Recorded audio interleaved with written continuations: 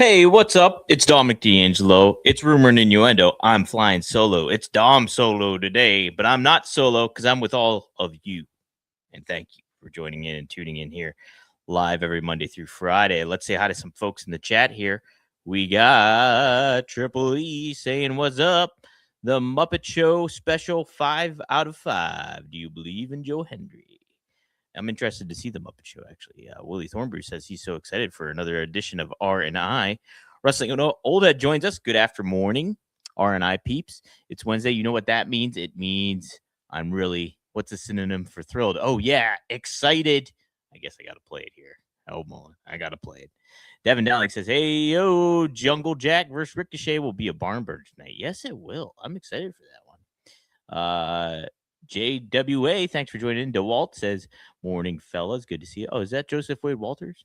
Yes, it is. Joseph Wade Walt. That's what it is. Joseph Wade Walt. Glad I spelled it out there.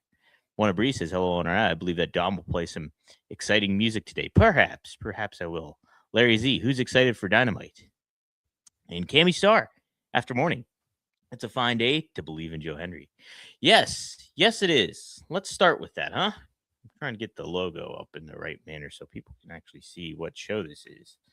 But look, they happen to, Joe Hendry has been a little bit forgotten, has he not?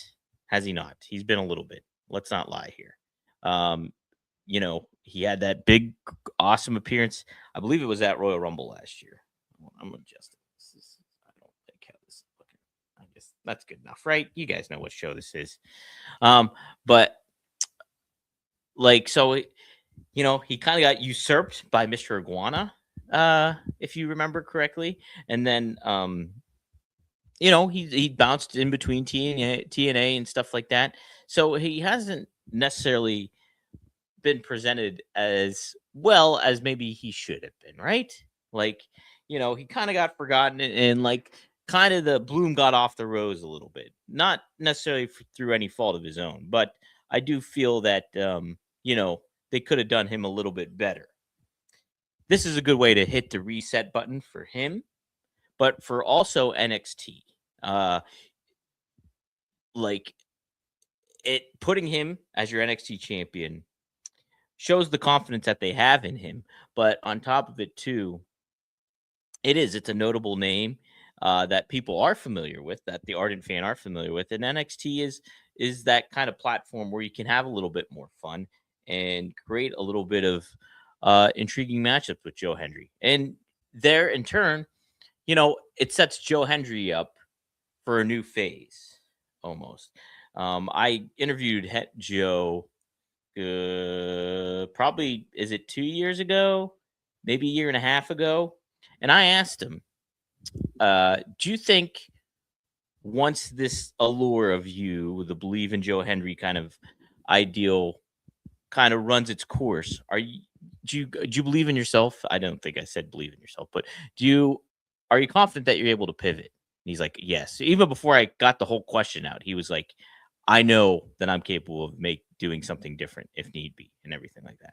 And not necessarily that he needs to do something super different at this point in time, because I do think that what he's doing, the act still works. And I just don't think it was propped up in the right manner, both by TNA and by WWE in certain manners. So I'm happy for him. I think he'll do a great job. He looks like a star, and it's a good foot forward, I think, for NXT.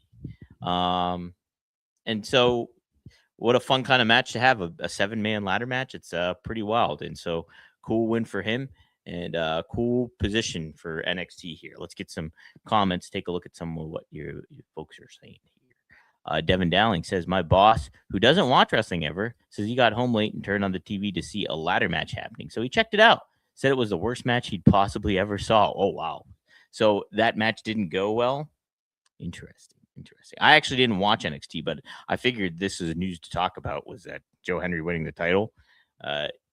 Either which way, you put the title on him, I think it's probably a good move.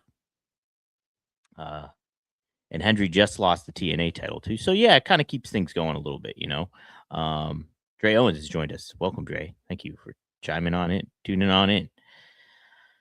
So yes, good first few steps here for NXT. And a time where it's like WrestleMania season coming on, why not put the title on, a guy like Joe Hendry, and you can create a really fun matchup for WrestleMania weekend, which was stand and deliver. I typically believe for NXT during that time. So that'll be a good thing you can really do.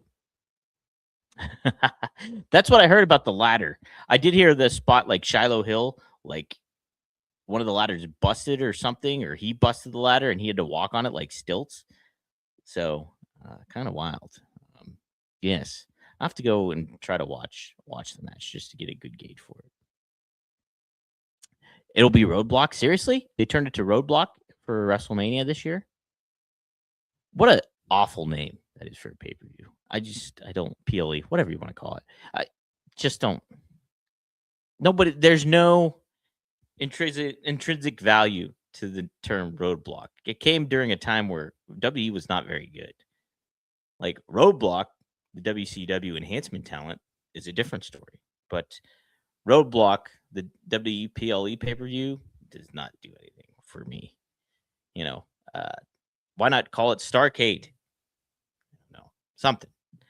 Have some fun with some of the retro pay per views, whether that's an ECW one or a WCW one. I think you could have a good, I don't know. Come on, Roadblock sucks. All right. Did want to touch upon that. Figured that was pretty newsworthy for sure. So, yeah, Joe Hendry, I think there's some potential to kind of maybe have NXT recalibrate and find some further footing of what they maybe a game plan that they want to do. So having a guy like Joe Hendry's kind of like having an above average quarterback.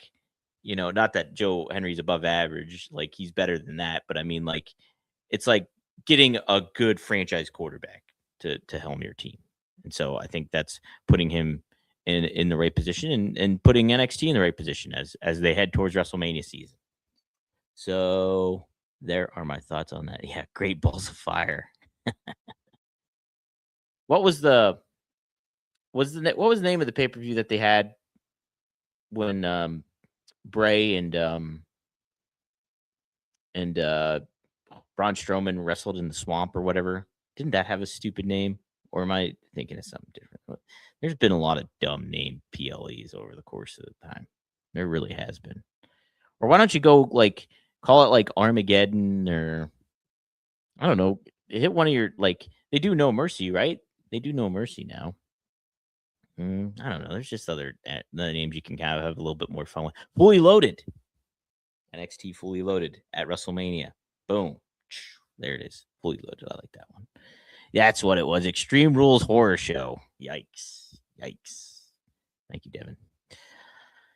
All right. Yeah, we are excited, aren't we? We all got to be really excited for tonight because it is a Wednesday and you know what that means. I'm so excited, and I just can't hide it. Okay. I'm so excited, and I just can't hide it. All right. Yeah, we're all jazzed up, right? You got to be jazzed up. Like Devin Dowling mentioned earlier, Ricochet versus Jungle Jack Perry should be a good match. But they've been like having that feud. So is this like why are they having this match on Dynamite instead of hey, why not wait till you have your like all in Grand Slam or what is it called? Just Grand Slam, AEW Grand Slam. Or you could maybe prolong it till Revolution, still a month and a half away, probably, right? But yeah, I don't like I'm excited. I'm excited for the match, but I don't think I don't know if putting it on just a random Dynamite is the right move to do either. Are they in Las Vegas? I think they're in Las Vegas tonight, actually. It's funny because yes, they are. They are in Las Vegas. It's so wild to think. I associate Las Vegas greatly with AEW. Because oh my god. What is it now? 2019. How many years ago was 2019? So 7 years ago was my first wrestling related work trip. I was writing for WrestleZone at the time, and my boss, who still works there and runs the helm, shout out to Bill Pritchard. He asked if I would go to the AEW ticket announcement party, and I did. First time I ever was in Las Vegas. First time experienced any of that, and I was just on my own, like doing the press stuff. And I tell you what, it was a really special time to be a part of it all. And so, like, I always associate AEW with Las Vegas and vice versa. So it's kind of bittersweet in certain ways that, Double or Nothing has gone away from Las Vegas and done different things. And at the same time, too, WWE's kind of made that more of their home, is Las Vegas, obviously, for WrestleMania these past 2 years. Because, like, at the time, it was such a burgeoning, a lot of hope and optimism and excitement behind what AEW was doing, because at this time they didn't even have Dynamite. It was just a Double or Nothing pay-per-view. Their first ever pay-per-view was getting announced later for May. And it was a little brisk. It was a little brisk in Vegas at that time too. But met a lot of media members for the first time. Andreas Hale, I remember meeting, who's from Las Vegas. He writes for ESPN. He's the notable guy that wrote the review of WrestlePalooza on ESPN.com. Formed some relationships, and in turn too, I got to interact with a lot of the names, like the Young Bucks. Randomly ran into Nick Jackson, interacted with MJF. I won't spoil anything that the kind of discourse we had, but it was neat. It was a super, super cool time to be a part and be at the cusp of all that stuff. And it makes me think too how much has changed since then, in so many ways. In AEW, obviously, and WWE too, and how wild this business and run has been. So pretty neat. Okay, let's talk Dynamite, huh? Let's talk a little Dynamite. Wow, we got it going. Let's see if I can do. I'll do a little screen share. A little screen share happening. Image file, share screen. All right, X. We got All Elite Wrestling here. Let's make sure people can see it. It's not even up. All right, Dominic, good job. Here we go. Boom. All right, let's take a look. These are just some of the matches. Tonight, MJF versus Brody King, the Eliminator match. We all love Eliminator matches, right? My goodness. So exciting. Look, I get this. I don't. Why have this? Why not have Brody King have to fight somebody else that's a top contender for the world championship? Even if you position them in a certain manner, like have him go up against like a former champ. Like, what's the harm in having, I don't know, I'm just going to try to pick a random name. Samoa Joe, Brody King versus Samoa Joe. You got to go through Samoa Joe. Not that that's necessarily the best match to have if you're doing things with Samoa Joe, but like have somebody like that instead of just, okay, we're already getting MJF versus Brody King. So we see it first and then we'll see it again at Grand Slam. It just doesn't make sense. I do think Brody King wins this match and then he goes on to Grand Slam to face MJF. I do think that happens. Oh, interesting. Wrestling OLED feels differently. I would love it if King won here, but something else tells me he's getting screwed. Could happen. I almost prefer maybe that would happen. If they're doing this stupid eliminator match, like don't have him have the match then. Like make this mean something instead of, having him just be a fodder for MJF in his title run. Like I would rather have that happen, I think. And then you prolong that later. Maybe if you want to put Brody King in the world title picture later on, it would make more sense than after that. So I'm all right at that. Wrestling World adds this about the Las Vegas. AEW ties into Vegas and y'all economy very well. All in, all out, Double or Nothing, the Casino Gauntlet, all connected in some ways to Vegas. Yes, it ties into all that. And like it just was really neat. MGM Grand Studio, it was taking place in that arena, MGM Grand Arena. So it was like a smaller, intimate venue, but still really neat. Just felt like a really cool, big deal, special time. So yeah, I'm with you. Devin says Brody beats Sammy Guevara, and then he'll beat a pill, and then he beats a pillar. Yeah, but Sammy's not a focus on the show, unfortunately, as much as he used to be. You know, um, have Brody beat Sammy. I see what you mean, but that's not going to earn you a world title shot, right? Like they never show Sammy. They never show Sammy. Um, Dre Owen says sometimes the matches being announced gives away the winner. Yeah, right. It does. I mean, it obviously gives away a winner too when you have like, oh, Kenny Omega's taking on Rocky Romero. Well, we know who's going to win that. John Moxley's taking on Ace Austin. Okay, we know who's going to win that, right? It's like we kind of get this formula that AEW follows with right now. Wrestling All That says, with everyone gunning for MJF's title, do you think he's got to get an insurance policy or two? What's Richard Holiday and Hammerstone doing? See, that would be great. I'd love it if they brought in Hammerstone for sure. Richard Holiday, like the Dynasty was great. I love that faction in MLW. I do. They were fun. They were like had great chemistry with one another, but they were credible because they all looked great, and they all kind of fit that thing.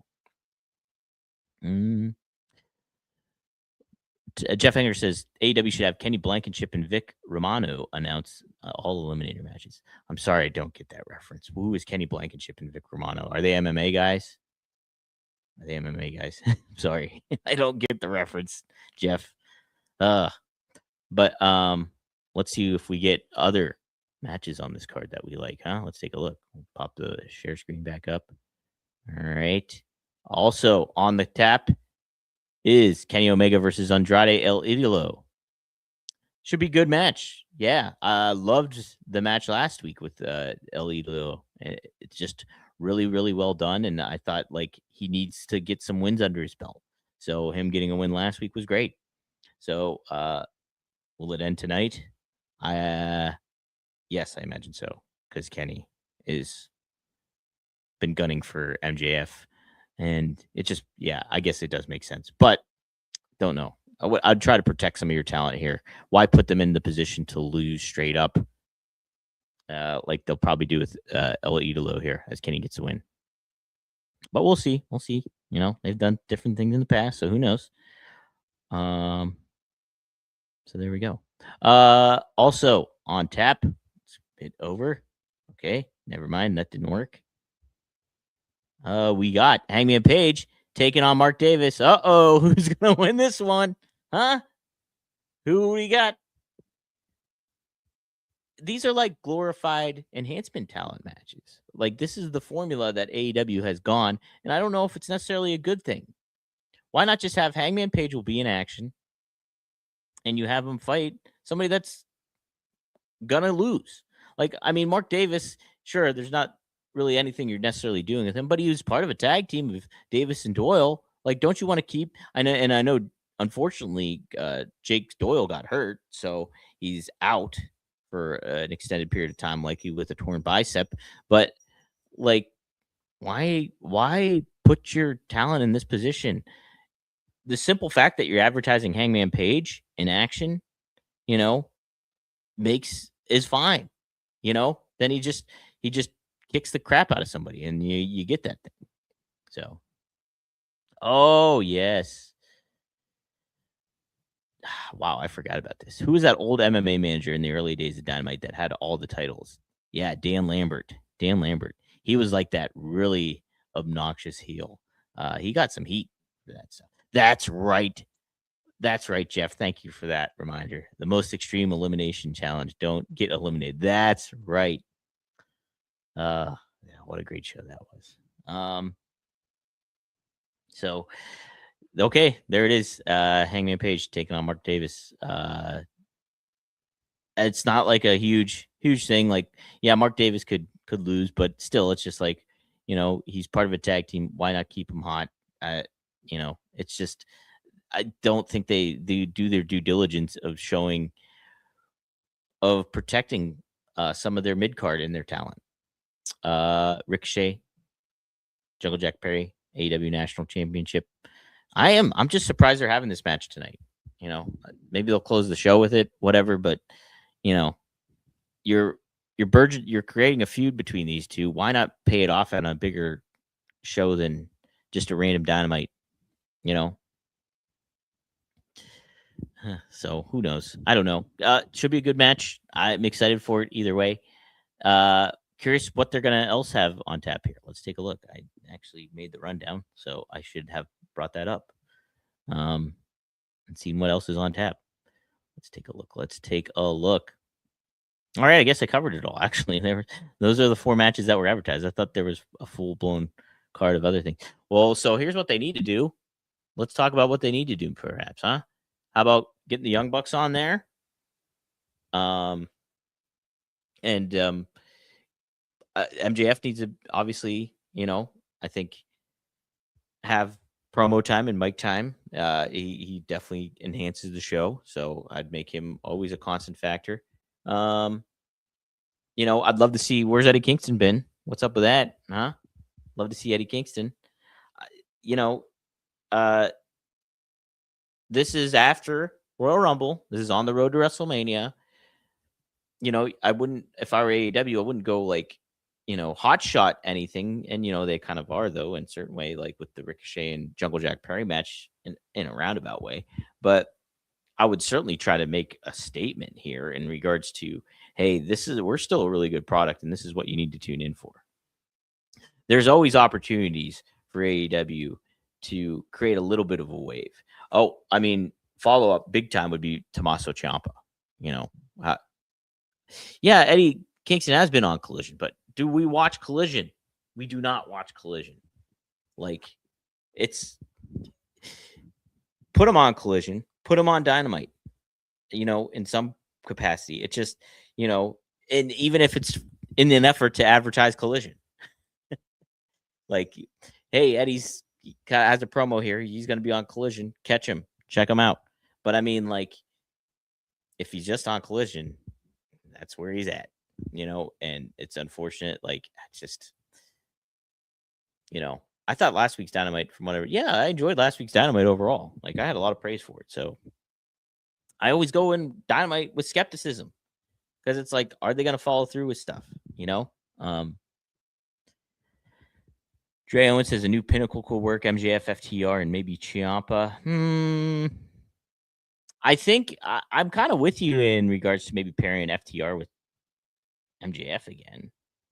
I think you could do that, I think that would kind of hit the refresh button on FTR, who have kind of just been like, okay, they're a tag team and they're here and we're all familiar with them, but like, what else is new for them? I think there's that kind of runs the play. Collision is the answer to all your AEW related questions. If you're like, hey, where's this guy been? What's this gal been up to? Why haven't we seen this title be defended? It's all taking place on Collision, everybody. That's why. See, look at this. Eddie got stoned with the Rascals in the parking lot on Collision. Not even joking. Put that on Dynamite. I don't get it. Just put it on Dynamite. A new talent you've acquired in the Rascals. I forgot about the Rascals. And they just debuted them a couple of weeks ago. Like, do those segments on Dynamite and then make them have a match on Collision. It makes 0 sense. 0 sense. Again, if I had hair, I'd pull it out. I'd be pulling out several times. All right, let's take a look at the jerk cheats real quick before we close this show out. But yes, I want to be excited for Dynamite. And usually when I watch it, there's things that I can be very critical of, but there's also things I like. But it's just tough, man. It's, after all the opportunities that they had to really make something super duper special and make it such a unique thing, there's been so many missteps. They take one step forward and then it's like 3 steps back. It really is. What is this? Tony Khan comments on Powerhouse Hobbs, also known as Royce Keys, leaving AEW. I'll always wish him the best. Let's see what he said. AEW president was asked about Keys' departure from AEW during a chat with Josh Martinez. Here's what he had to say. Well, I think Powerhouse Hobbs had a great run here in AEW. He started wrestling here in Jacksonville, where I am now, and he had some great matches and became a champion in AEW. We're just talking about the TNT champion. He's a former TNT champion, former World Trio champion. I'll always wish him the best. All right, so kind of boilerplate talk. Don't know. It's a funny quote that Jeff Penninger. I'll put it up. Jeff says, "I'm pretty sure they released the Epstein files on Collision." Devin says he listened to that interview right before this, got like halfway through, then got the notification. I'm glad that I override a Tony Khan interview as engaging content, or me and Robert. At least you probably expected Robert to be here too, but you just got me. So, thank you, Devin.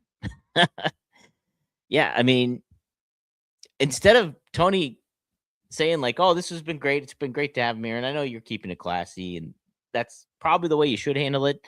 I sure would like him to see him keep the talent instead of talking about, "Oh, it was great to have them, and I'll always respect them." Like, why not keep them? Why not keep Powerhouse Hobbs? Why not keep a Cody Rhodes? Why not keep a CM Punk? Make the efforts to do all that stuff. And I know takes two to tango, things come into play, all that other stuff. But I mean, if you created a good foundation for your product that talent was excited about working with and sticking around, and money's to be made and star powers to be had, then you have the things in place to re-sign talent that should be re-signed. And then in turn, your company feels like a big deal and it doesn't feel like a distant second place. I harsh on AEW and what I say, but it's all in love. It really is. I wax poetic about the ticket announcement party. It just was such a cool time, and it just really hurts and bums me out that they're just not in the position that they should be, and they should be in a better position. It's like, to make an extreme comparison, it's like having a kid. Not that I have a kid, I have a cat. It's like having a kid and then like putting it in the best position, doing your darndest as a parent to put them in the best position to succeed and do the right things. And then the kid just makes the mistakes that kids do. And, but they're not learning from their mistakes, it feels like. And that's very frustrating. Let's see. Tony Kong. I don't know. That's a funny comment, but I'm not gonna put that one up. Blue Dirt one says he posted up the money, but Hobbs still made the decision to leave. It's not that he didn't try. Right. Well, Hobbs is smart enough to know that his value will be raised if he goes to AEW because it's a star power thing. Like, he knows that he has a ceiling in AEW. There's more potential for him to make something different of himself than sticking in AEW. Yeah, he could be making a lot of money hand over fist, but like, if Tony Khan was like cognizant of past missteps and what has been wrong here with how he's handled talent by putting them on television, but then taking them off, and then like not keeping them in the mix, and then changing and pivoting from a certain storyline to another one, and not putting the focus on him. And there, in turn, that star power wanes for talent like a Hobbs or a Ricky Saints or a Jade Cargill, or you name it. Like, these wrestlers, unfortunately, had that sober realization that AEW is making a lot of mistakes, and they're like, and it's very frustrating to be in this existence when like it's usually cash or creative. Well, guess what? Creative is one half of that too. And Hobbs was not liking the creative in AEW, so that maybe he goes for brighter pastures in WWE for creative, and he can still get some cash. Maybe not as much at this moment in time, but who knows? Who knows what could happen? So I can't fault Hobbs for leaving whatsoever.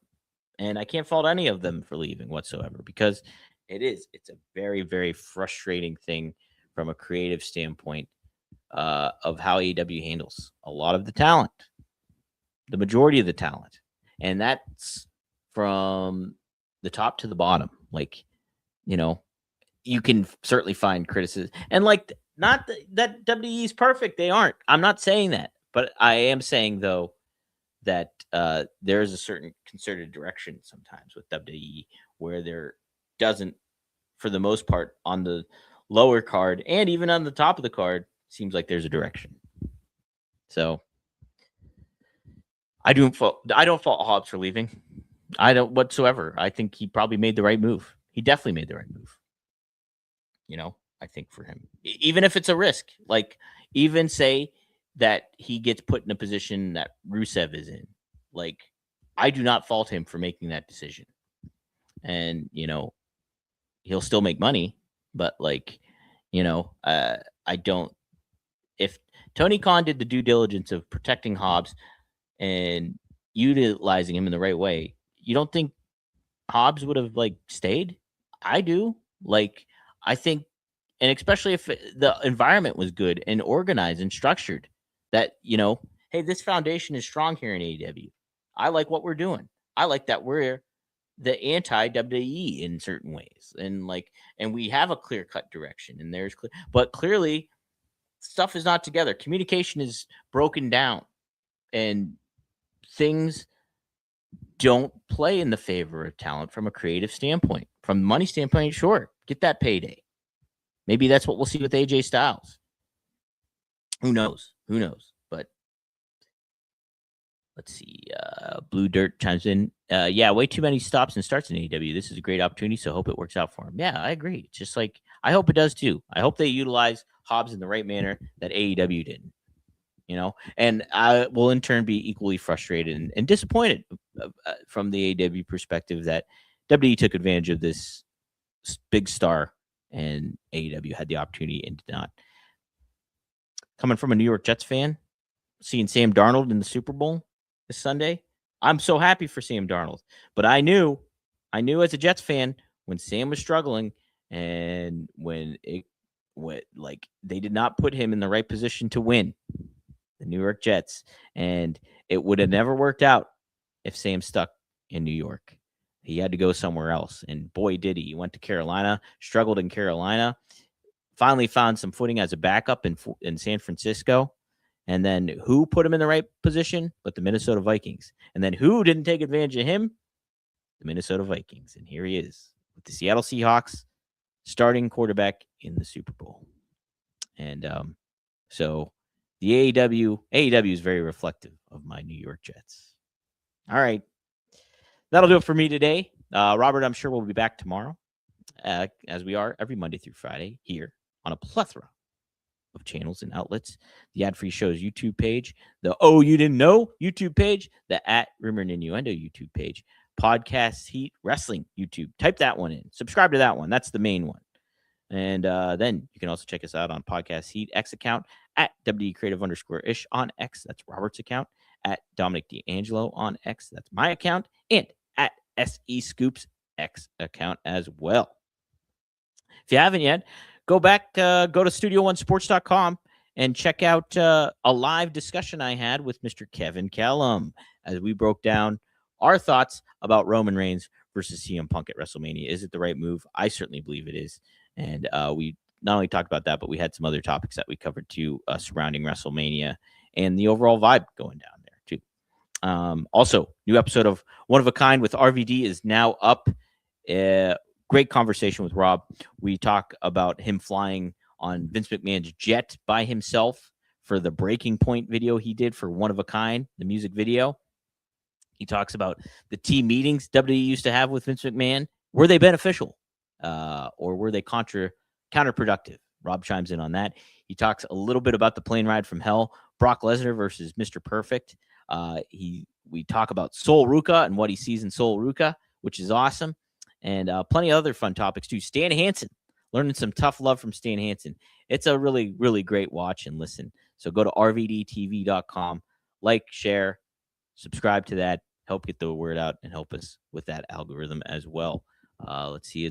Thank you for the kind words. Devin, good show. Thank you. One of Bree says Robert was just trying to avoid the Pointer Sisters Day. That might have been it. He said he had a lunch-related work meeting. Maybe just didn't want to hear the Pointer Sisters. So, or maybe Robert was the masked man. Who knows? We'll have to wait and see. So, we could maybe talk about that tomorrow here on Rumor and Innuendo. Best of luck in all your future endeavors, and stay warm outside as we, according to the groundhog, have 6 more weeks of winter. Hopefully not that. Shh.